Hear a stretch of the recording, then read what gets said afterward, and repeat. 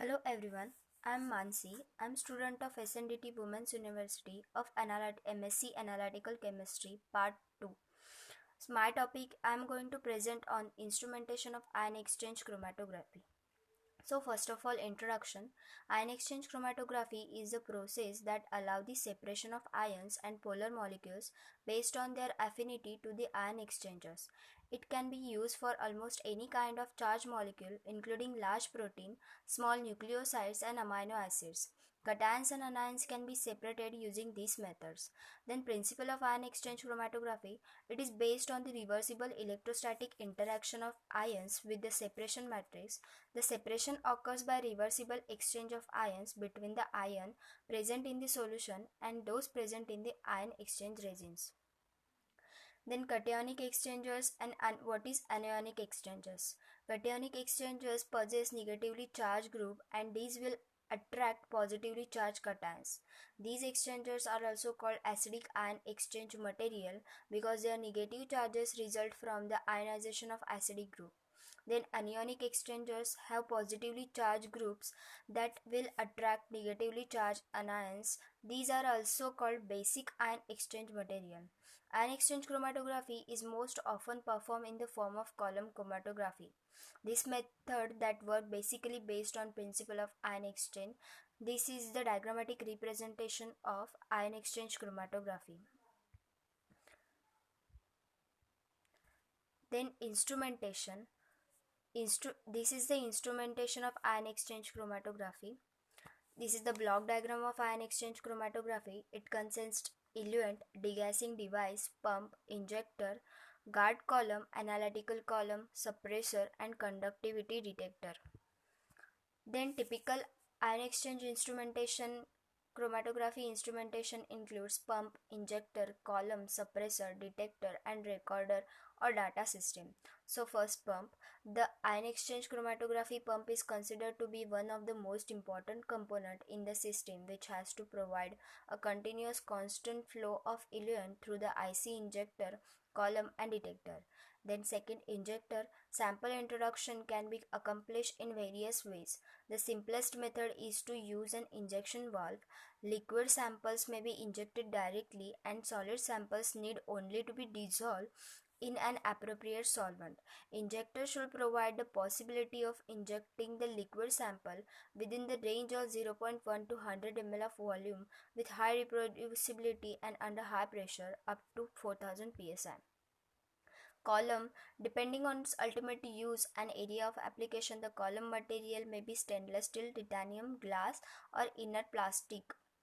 The column length must be from 3 cm to 50 cm and diameter from 2 mm to 5 cm, depending on whether it is used for normal analytical purpose, microanalysis, high speed analysis, or preparative work. Guard column is placed anterior to separating column. This serves as a protective factor that prolong the life and usefulness of separation column. Then suppressor. The suppressor reduces the background conductivity of chemicals used to elute the sample from ion exchange column, which improves the conductivity measurement of ions being tested.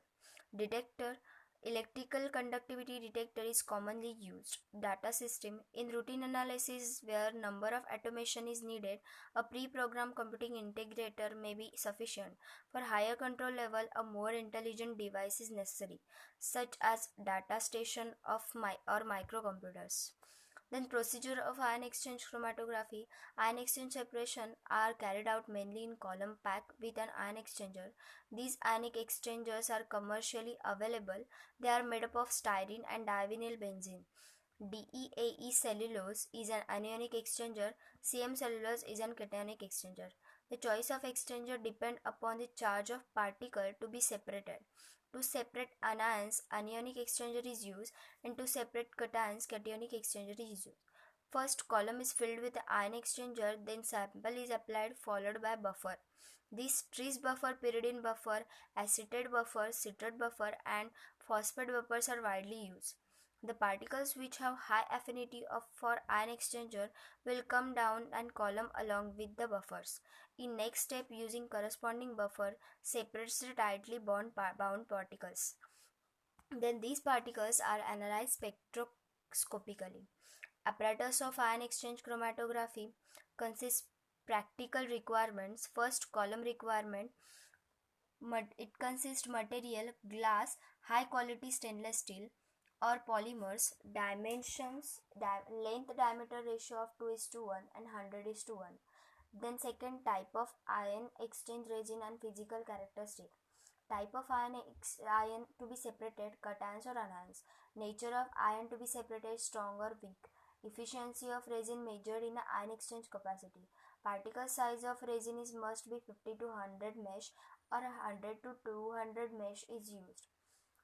Porous or pellicular type of resins are used. The amount of cross-link agent present which decide the swellings of the resins. Then third one, stationary phase. It is composed of two structural elements, the charge group which are involved in the exchange process and matrix on which the charge group are fixed. Server matrix material are cellulose, silica, polyacrylamide, acrylate, copolymer and coenzyl reflux.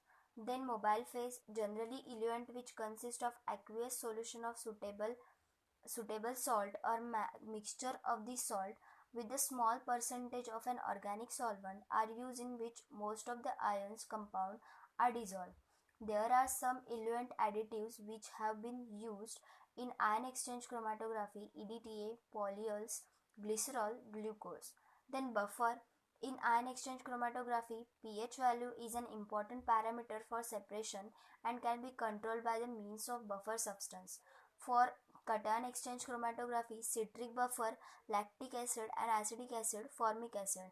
For anion exchange chromatography, piperazine, N-methylpiperazine, triethanolamine and ethanolamine. Then sample preparation. For sample preparation, the sample must be soluble in eluent and should ideally dissolve in the mobile phase itself. To protect the column from the possible damage, sample is filtered before used to remove particulates. Packing of the column. Wet packing method is the ideal technique of column packing in ion exchange chromatography. Slurry is prepared by mixing silica and least polar solvent in the beaker and poured in the column. When the packing is complete, the eluent is allowed to pass through the column for a certain time. Then development of chromatogram and elution. After introduction of sample, development of chromatogram is done by using different mobile phase. There are two elution techniques, isocratic and gradient elution.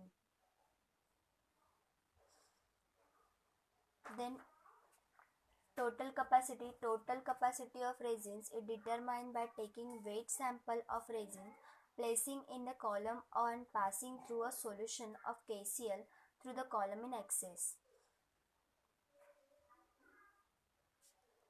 Then rate of exchange process. Rate of exchange process depend on the rate of diffusion, which is the slowest state or exchange process. Flow rate must be important fact in the ion exchange chromatography. Due to difference in the rate exchange and the fact that they may be very significantly for different kind of separation, flow rate are to be controlled from 0.5 to 5 ml per minute. Then application of ion exchange chromatography. With the help of ion exchange chromatography, we can find the total content of cations in the solution. We can trace the concentration of an electrolyte. Conversion of salt to acid to or bases are done by ion exchange chromatography. This is the most effective method for water purification. Complete deionization of water and non-electrolyte solution is performed by exchanging solute cations or hydrogen ions and solute anions for hydroxyl ion. These are usually achieved by method is used for softening of drinking water.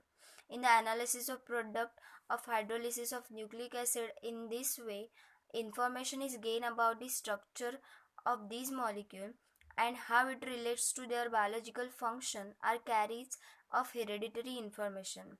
Chelating resins are used to collect the trace matter from seawater. To analyze the lunar rocks and rare trace element on the earth, we can use the ion exchange chromatography. Thank you.